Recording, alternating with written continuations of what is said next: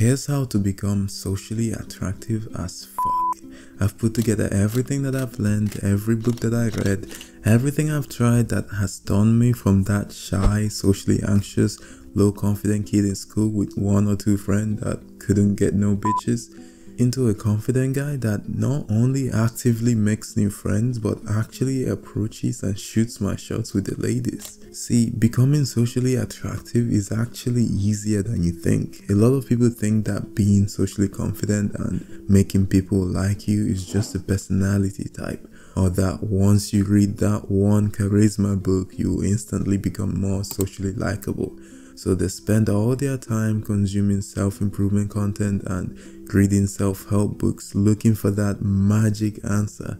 But you're not gonna find it. Trust me, I've tried. See, what you need is an action plan. An action plan that you can fit into your daily routine that contains everything you need to do or stop doing to take you from where you are right now all the way to the person you want to become. And this action plan is what I've put together from my past reading of several great self-help books coupled with my own experience. And if you follow it, it will be just the change you needed to implement that will turn your social skills from looking like this to this. So get a pen and paper, and here's how to become socially attractive as fuck.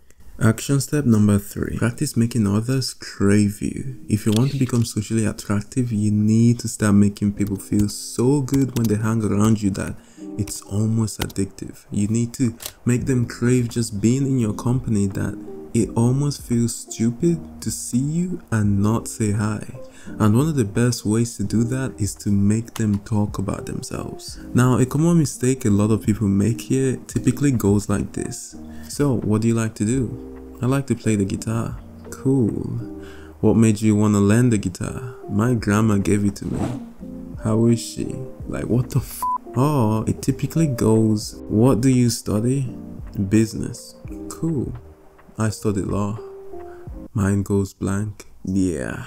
This is probably the most average conversation in my college right now. Anyway, there were 2 issues with those conversations, and here's how you can avoid them during this action step. The first one is constantly asking your conversation partner a question about them and not reciprocating is not holding a conversation. And this not only makes you come off as weird, as they know you don't give a shit about the answers, but you're literally giving them an interview. And no one wants that. The second problem, running out of things to say, is actually the easier one to fix if you can change one thing. And that is to start using the responses they give you. For example, you ask him what he studies and he just says business. Now that is dry as fuck. But hold on, you can still revive this by cooking up some kind of personal opinion or experience with the response they give you. Like, I know my mom made me choose law, but hey, what got you interested in business? And then asking a question. That was the ping pong method. You take their responses, reply with an opinion, and then ask a relevant question by sharing more about you. And by sharing more about yourself, they naturally feel more comfortable to share more about themselves. That was action step 3. Make others crave you. Let that sink in. The next action step will focus on 3 common mistakes that are probably the reason your conversations flop and end up leaving you in awkward silences. Common mistake number 1. Taking things too seriously. And of course this depends on the context, but generally you don't want to be that guy that's always serious in conversations, gets into random arguments just to win, uses vocabulary he knows nobody understands. Just don't be that guy. This just makes you come off as rude and uptight, and no one's gonna want to hang around you if you make them feel insecure about themselves. Common mistake number 2. Speaking too fast. One of the fastest ways you can tell someone you have low self-confidence is to not speak up, to put your head down and speak quickly and quietly, because basically what you're doing is you're saying, please don't listen to me, my voice doesn't deserve to be heard, please don't laugh at what I'm saying, and please take over already, which is not what you want. You want to convey charisma and become socially attractive. So use your voice, don't lower your voice, and when you speak, speak slowly and articulate your words. And the last common mistake is one that most people neglect, but is sometimes the most important one. And that is not smiling. Smiling not only naturally signals to the person that you're friendly and approachable, but it lightens up the mood and makes thinking of what to say feel so much smoother. But don't be that guy that's always smiling and laughing at everything even if it's not funny. Please don't. Now that we've talked about making people crave being around you and the most important mistakes to avoid, action step 1 will contain actionable steps to take day by day to improve your social confidence. Action step 1.